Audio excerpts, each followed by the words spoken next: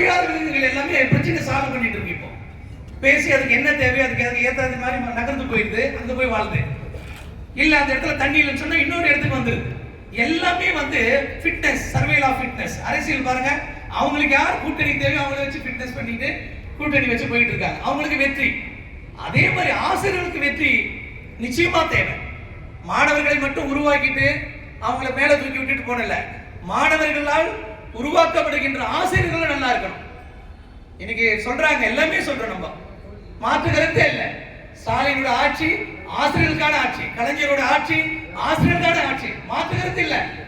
ஆனா எங்களை கவர்மெண்ட் எடுத்துக்கிட்டு ஜெயலலிதா அம்மா தானே எடுத்தாங்க.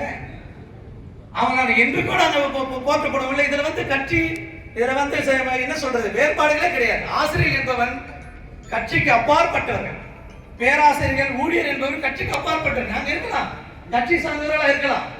பட் எங்களுக்கு சங்கம் அதுதான் முக்கியம்.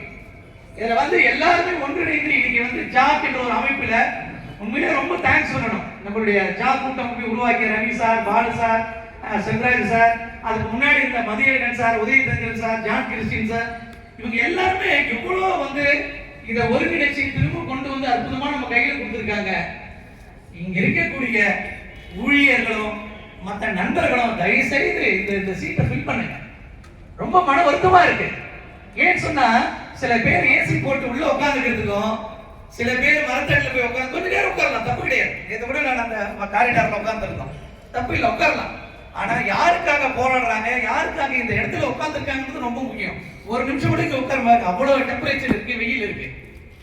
எதற்காகன்னு சொன்னா போராட்டம் தான், வேற வழியே இல்லை. அதுக்கு நல்ல கண்ணகியா தான் எக்ஸாம்பிள்.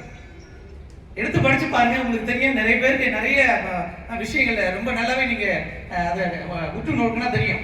அவரை மாதிரி திரும்பவும் பிறந்து வர முடியுமான்றதெல்லாம் சரித்திரம். அப்படி வாழ்ந்த ஒரு சமூகம், அப்படி வாழ்ந்த இந்த மண்ணில் வாழ்ந்த ஒரு சமூகத்துல திரும்பவும் அந்த போராட்டம் அதை பார்க்கும் போதுலாம் ரொம்ப ரொம்ப மன வருத்தமா இருக்கு.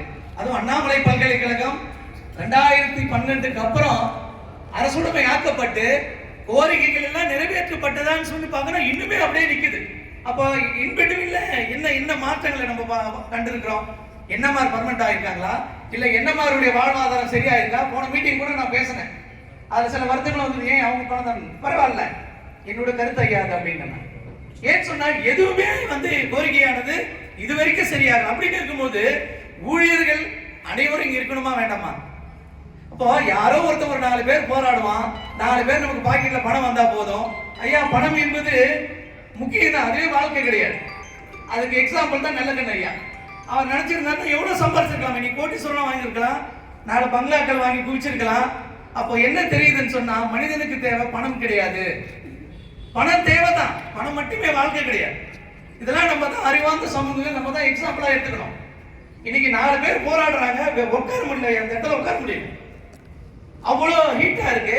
ஆனா இதே நம்ம கூட ஒர்க் பண்ற ஸ்டாஃப் எல்லாம் அங்கங்க கிளாஸ் ரூம்ல போய் இருக்கிறேன். இன்னைக்கு காலையில எங்க டிபார்ட்மெண்ட்ல என்னோட ஸ்டாஃப் தான், நேம் சொல்ல விரும்பல, சும்மா பசங்களுக்கு ஒரு டிஸ்கஷன், நான் வந்துடும் கம்பெனி நீங்க போங்க அப்படின்னு திட்டிட்டு வந்தேன். ஐயா, நம்ம அங்க இருந்து இங்க போறதுக்கு ஒரு 1/2 hour ஆகும், நீங்க வந்துருங்க அப்படின்னு சொல்லிட்டு எல்லாமே முடிஞ்சு. நோ கிளாஸஸ் ஐயா, அங்க இந்த சும்மா இந்த ஒர்க் ஷாப் ஒன்று போயிட்டு இருக்கு, அது ஆட்டோமேட்டிக்கா போயிட்டு இருக்கு, நோ இஷ்யூஸ். அது வெளியில இருந்து ஒரு 15 பசங்க. அதை தவிர வேற எந்த கிளாஸஸும் எங்களுடைய மையத்தில் நடக்கல ஐயா, அதுக்கு நான் கேரண்டி. அருள்வாயு வேளாண்மையத்தில் எந்த ஒரு கிளாஸஸும் நடக்கிறதில்ல. நாங்க எங்க ஹெச்ஓடி கிட்ட சொல்லிட்டு தான் வந்தோம், புரியுதா? ஏன்னு சொன்னா போராட்டம் தலைவர்களால் மாறிக்கிட்டே இருக்கலாம், ஆனா கொள்கை பாடு மாறக்கூடாது. தலைவராக மட்டும் நீங்க பாத்துக்கலாம், தலைவர் இன்னைக்கு இருப்பாங்க, நாளைக்கு வேற ஒரு தலைவர் வருவாங்க, இன்னைக்கு ஜாக்குக்கு இவங்க இருப்பாங்க, வேற ஒரு தலைவர் வருவாங்க, ஆனா கொள்கைகள் மாறக்கூடாது. நம்ம கொள்கை என்ன? எங்களுடைய கோரிக்கைகளை வென்றெடுக்கணும், அதான் நம்மளோட கொள்கை, சங்கத்தோட கொள்கை அதுதானே. எங்க நம்மளுடைய கொள்கை எதையும் நம்ம அதுல இருந்து மாறுபடலையே. எங்களுக்கு 7th பே கமிஷன் அறியணும் வரணும், 15 வருஷமா ப்ரொமோஷன் இல்லாம உட்கார்ந்து கிடக்குறோம், அப்படியே அசிஸ்டண்டா இருக்கிறோம், ஏஓ கிடக்குறாரு, ஓயா அப்படியே இருக்கிறாங்க.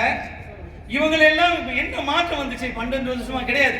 2 விசி மாறினாங்க, என்ன கொடுத்தாங்க? அதுல ஒரு விசி வெளியில இருந்து வந்தவரு நல்ல பேரை வாங்கிட்டு போயிட்டாரு, லாபமோ நஷ்டமோ ஒரு ப்ரொமோஷன் கொடுத்தாரு, ஏதோ ஓரளவுக்கு ஒரு படி ஒரு ஸ்டெப் மேலே ஏறி போனோம். ஆனா அதுக்கப்புறம் வந்தாங்கல்ல, 1 year பண்ணிடுவாருன்னு நாங்களும் நம்பணும், சாரும் நம்பணும். நான் நிறைய முறை கேட்டேன், ஐயா என்ன ஐயா வந்துருமான்னு, வரலையே. நம்பிக்கை தான் வாழ்க்கை, நம்பணும், போயிடுச்சு. ஆனா அதுக்கப்புறம் வந்தவங்க இந்த பதவியில மெம்பர்ஸா வந்தவங்க என்ன பேசும்போது ஐயா வந்துருந்தாங்க. திரும்பவும் சொல்றோம், போராட்டம் என்பது நிச்சயமா தொடரத்தான் செய்யுமோ ஒழிய இதுக்கு முடிவே கிடையாது. இது முடியணும்னு சொன்னா நம்ம கையில தான் இருக்கு. ஊழியர் நினைச்சா எதை ஒண்ணா செய்ய முடியும். சங்கங்கள் அதுக்கு உறுதுணையா இருக்கும். அதை நம்பணும். முதல்ல ஊழியர்கள் அதை நம்பணும். 10 பேர் உட்கார்ந்து இருக்காங்கன்னா 10 பேர் வெளியில உட்காரக்கூடாது, உள்ளதான் வந்து உட்காரணும். இல்லையா உங்களுடைய கருத்துக்களை உங்களுடைய நண்பர் மூலமா பாஸ் பண்ணி அனுப்புங்க. பாதி பேர் அங்க இருக்காங்க, நேம் லிஸ்ட் கேட்டாங்க, அந்த நேம் கொடுக்கலாம், தப்பு இல்லை. ஏன்னா எல்லாருமே நமக்காக தான் போராடுறாங்கன்னு முதல்ல இந்த சிந்தனை வரணும் ஐயா.